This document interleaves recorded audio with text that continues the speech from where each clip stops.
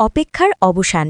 জানুয়ারির প্রথম সপ্তাহেই চালু হচ্ছে নবম জাতীয় পে স্কেলের নতুন বেতন কাঠামো। থাকছে বিস্তারিত তথ্য। আসসালামু আলাইকুম সুপ্রিয় দর্শক, ভিডিওর শুরুতে সরকারি চাকরিজীবী মহোদয়গণ চ্যানেলটি সাবস্ক্রাইব করে রাখুন নবম পে স্কেলের আপডেট সবার আগে পেতে। চলমান অর্থনৈতিক বাস্তবতায় সরকারি চাকরিজীবীদের জীবনে সবচেয়ে আলোচিত ও প্রতীক্ষিত সিদ্ধান্তের দ্বারপ্রান্তে দাঁড়িয়ে দেশ। দীর্ঘ আলোচনা, দর কষাকষি, প্রস্তাবনা ও নীতি নির্ধারণী বৈঠকের পর অবশেষে স্পষ্ট হয়ে উঠেছে একটি বড় ঘোষণা। নবম জাতীয় পে স্কেল আর ভবিষ্যতের বিষয় নয়, এটি কার্যকর হচ্ছে এই রানিং মাসেই। এর অর্থ নতুন বছরের জন্য অপেক্ষা করতে হবে না, বছরের শেষ প্রান্তেই সরকারি কর্মচারীদের ভাগ্যে আসছে নতুন আর্থিক স্বস্তির বার্তা। এই সিদ্ধান্ত শুধুমাত্র একটি বেতন কাঠামোর পরিবর্তন নয়, বরং এটি রাষ্ট্র ও কর্মচারীদের মধ্যকার আস্থার পুনঃস্থাপনের একটি গুরুত্বপূর্ণ ধাপ। বিগত কয়েক বছরে মূল্যস্ফীতি, নিত্য প্রয়োজনীয় দ্রব্যের দাম বৃদ্ধি, বাসা ভাড়া, চিকিৎসা ও শিক্ষাব্যয়ের চাপ সরকারি কর্মচারীদের বাস্তব জীবনকে কঠিন করে তুলেছিল। সেই বাস্তবতাকে সামনে রেখেই নবম জাতীয় পে স্কেলকে সময় উপযোগী ও বাস্তবমুখী করে সাজানোর উদ্যোগ নেওয়া হয়েছে। রানিং মাসেই পে স্কেল কার্যকরের সিদ্ধান্তের পেছনে রয়েছে একটি সুস্পষ্ট বার্তা। সরকার আর বিলম্ব নয়, কার্যকর পদক্ষেপে বিশ্বাসী।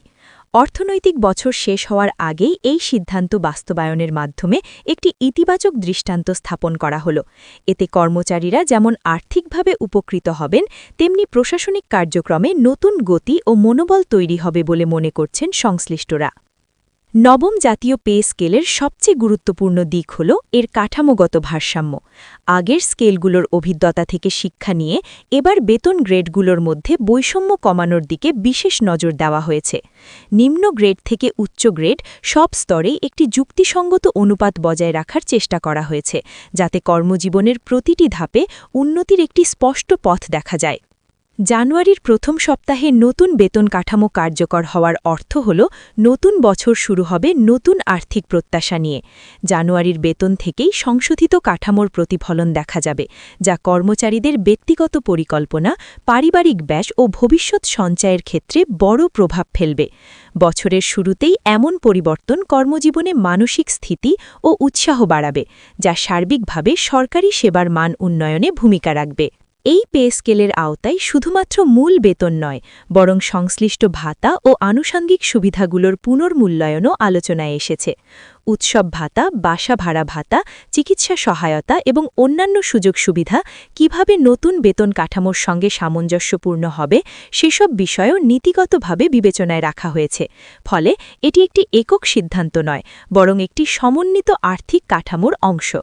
অর্থনীতিবিদদের মতে নবম জাতীয় পে স্কেল কার্যকর হওয়া স্বল্পমেয়াদে সরকারি ব্যয় বাড়ালেও দীর্ঘমেয়াদে এটি অভ্যন্তরীণ অর্থনীতিতে ইতিবাচক প্রভাব ফেলবে। সরকারি কর্মচারীদের হাতে অতিরিক্ত অর্থ গেলে বাজারে ভোগ বাড়বে, যা ব্যবসা বাণিজ্যকে চাঙ্গা করবে। এভাবে একটি বেতন কাঠামোর সিদ্ধান্ত পুরো অর্থনৈতিক চক্রে গতি সঞ্চার করতে পারে। প্রশাসনিক দৃষ্টিকোণ থেকেও এই সিদ্ধান্ত গুরুত্বপূর্ণ। দীর্ঘদিন ধরে পে স্কেল নিয়ে অনিশ্চয়তা থাকলে কর্মচারীদের মধ্যে হতাশা ও অসন্তোষ তৈরি হয়।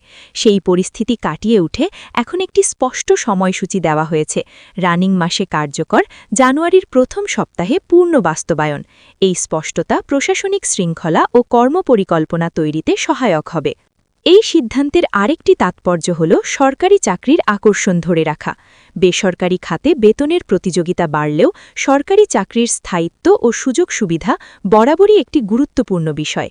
নবম জাতীয় পে স্কেলের মাধ্যমে সেই ভারসাম্য নতুন করে প্রতিষ্ঠা করার চেষ্টা করা হয়েছে, যাতে মেধাবীরা সরকারি সেবায় আগ্রহী থাকে। রানিং মাসেই পে স্কেল কার্যকর করার সিদ্ধান্ত প্রশাসনিক পরিস্থিতির একটি পরীক্ষাও বটে।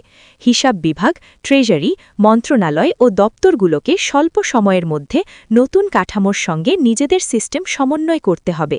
তবে সংশ্লিষ্ট সূত্রগুলো বলছে, আগাম প্রস্তুতির কারণে এই রূপান্তর প্রক্রিয়া বড় কোনো জটিলতা ছাড়াই সম্পন্ন করা সম্ভব হবে।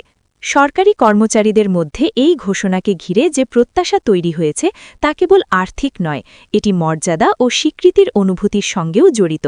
দীর্ঘদিনের সেবা, দায়িত্ব ও চাপের স্বীকৃতি হিসেবে নতুন পে স্কেলকে অনেকেই দেখছেন। এই অনুভূতি কর্মক্ষেত্রে দায়িত্ববোধ ও পেশাদারিত্ব বাড়াতে সহায়তা করবে। সব মিলিয়ে বলা যায়, নবম জাতীয় পে স্কেল কার্যকর হওয়া একটি বহুমাত্রিক সিদ্ধান্ত। এটি অর্থনীতি, প্রশাসন, সামাজিক বাস্তবতা ও কর্মচারীদের ব্যক্তিগত জীবনের সঙ্গে ওতপ্রোতভাবে জড়িত।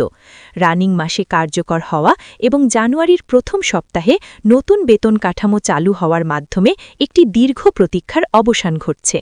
নতুন বছরের শুরুতে যখন দেশ নতুন লক্ষ্য ও পরিকল্পনা নিয়ে এগিয়ে যাবে, তখন সরকারি কর্মচারীরাও নতুন বেতন কাঠামোর আলোকে নিজেদের জীবন ও কর্মপরিকল্পনা সাজাবেন। এই পরিবর্তন যেন কেবল কাগজে কলমে সীমাবদ্ধ না থেকে বরং বাস্তব জীবনে ইতিবাচক প্রভাব ফেলে, এটাই এখন সবার প্রত্যাশা। নবম জাতীয় পে স্কেল তাই শুধু একটি ঘোষণা নয়, এটি একটি নতুন অধ্যায়ের সূচনা, যে অধ্যায়ে আছে স্বস্তি, প্রত্যাশা এবং সামনে এগিয়ে যাওয়ার বার্তা।